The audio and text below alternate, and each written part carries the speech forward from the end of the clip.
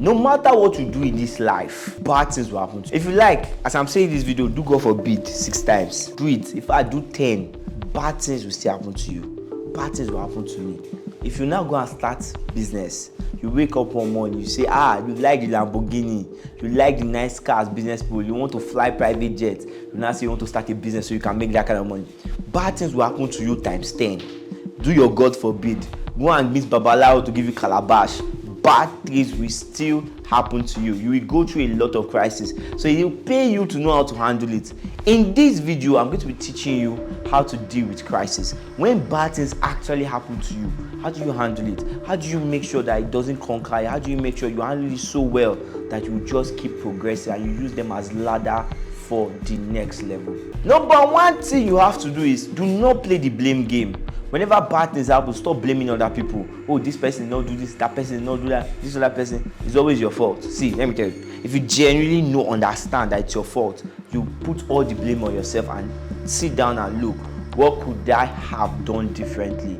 So when bad things happen, that's not the time to start pointing fingers at other people, because 99% of the time you are the one that is at fault. You did not do something. So make sure that you self-reflect whenever bad things happen to you. Most times when we go through crisis, it's just God telling us where we need to work on.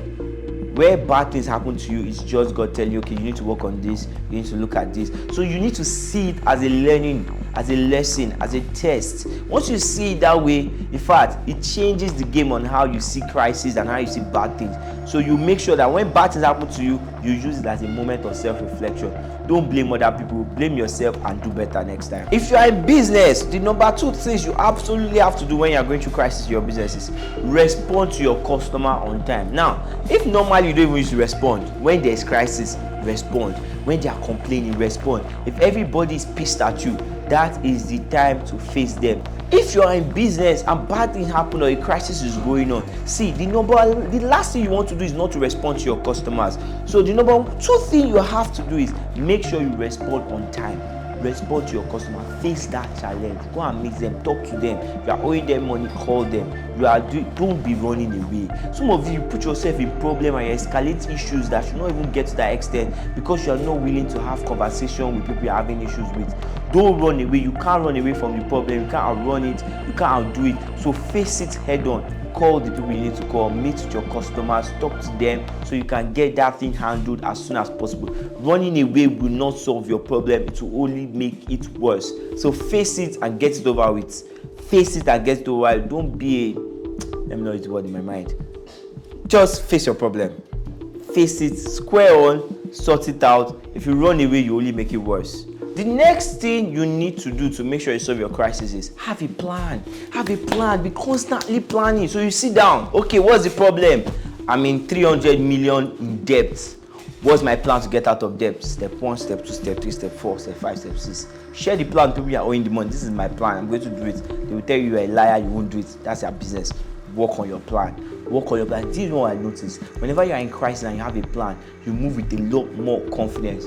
You don't get your crisis will not affect you as much as when you are there and you are helpless. You're just like, oh, my life has finished. I'm going through a lot. Oh my God. See, nobody is going to help you. You think if you cry, they'll pity you. Nobody's going to pity you. So sit down, put yourself together and work on your plan. Get a plan and work on it. Step 1, step 2, step 3. So have a plan and follow through with your plan on solving whatever the crisis is or the bad thing that's happening to you at the moment. Number 4. See, this is number 4. Very, very important because I feel like this one, you need this even before the crisis happens. You need to be anticipating crisis. Every now and then you sit down, what could go wrong in my business? And then you start working against those things. Say, okay, this can go wrong, this can go wrong, and then you fix it. You fix it before it even happens. So that way you reduce the amount of crisis and the amount of bad things that happen to you. So consistently anticipate crisis. So when crisis comes to your front door, you are prepared. You are like, oh yeah, what took you so long? Always prepare for the crisis. Always think about it. Always anticipate it. There is this book, Only the Paranoid Survives. Very important book. You have to be paranoid. Especially if you're in business, you have to be 10 times paranoid. Always anticipate bad things to happen to you and then work to avoid them. Very important stuff. The last thing you have to do, very important thing, is always prioritize growth. The best way to come out of almost every problem I've seen is growth. grow. If you're owing 100 million, grow your business to 10 billion. If you're owing 10 billion, grow your business to 100 billion. You can always outgrow your problems. Growth. Never stop focusing on growth. Don't, because you're going through one thing or the other, don't you now leave growth aside and say, let me focus on this problem. There's this book, Blitzscaling. It talks about that extensively, where you hyper focus on growth and then you leave your problem first and just focus on growing your business.